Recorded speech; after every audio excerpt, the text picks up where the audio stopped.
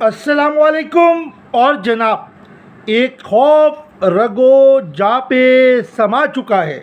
एक खौफ रगो जा पे समा चुका है।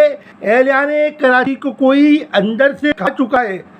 सितम पे सितम हम सह रहे हैं, फिर भी चुप हम रह रहे हैं। ये भाई इतना खौफ सा महसूस होता है। यकीन माने कि अल्लाह ना करे, मैं ये सोचता हूँ कि कल को सानिया मेरे घर में हो और ये मेरे साथ हो। कराची वाले रोज़ कभी डंपर के नीचे आके कुचले जा रहे, कभी जो है वो डकैतों की गोलियों का निशाना बन रहे हैं, फिर भी चुप जो है वो साथ लिए। क्या ये कराची वालों को हो क्या गया यार? यानी कराची तो वो शहर था, कराची के लोगों की मिसाल तो ऐसी थी कि अपने हकूक़ की आवाज़ बुलंद करने में सरे फहरिस्त थे।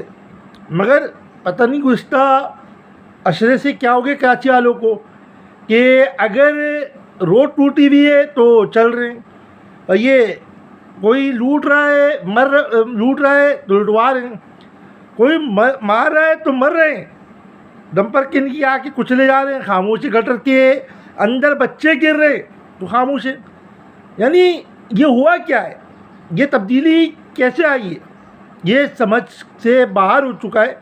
क्या हम जो है वो रोबोट बन गए, या फिर हम जो है इंसान नहीं है, अशरफुल मखलूक़ात नहीं है?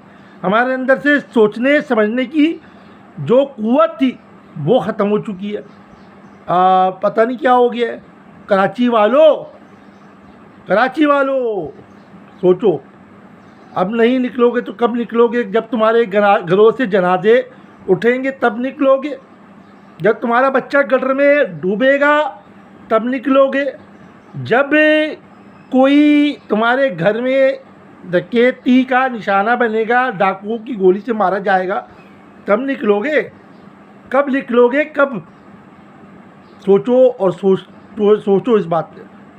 अभी नहीं तो कभी नहीं। वक्त बार बार जो है तुम्हें मोहलत दे रहा है कि कराची वालों समझ जाओ। ये कल को पछतावे के सिवा कुछ नहीं होगा। जज़ाकल्लाह। अल्लाह हाफ़िज़।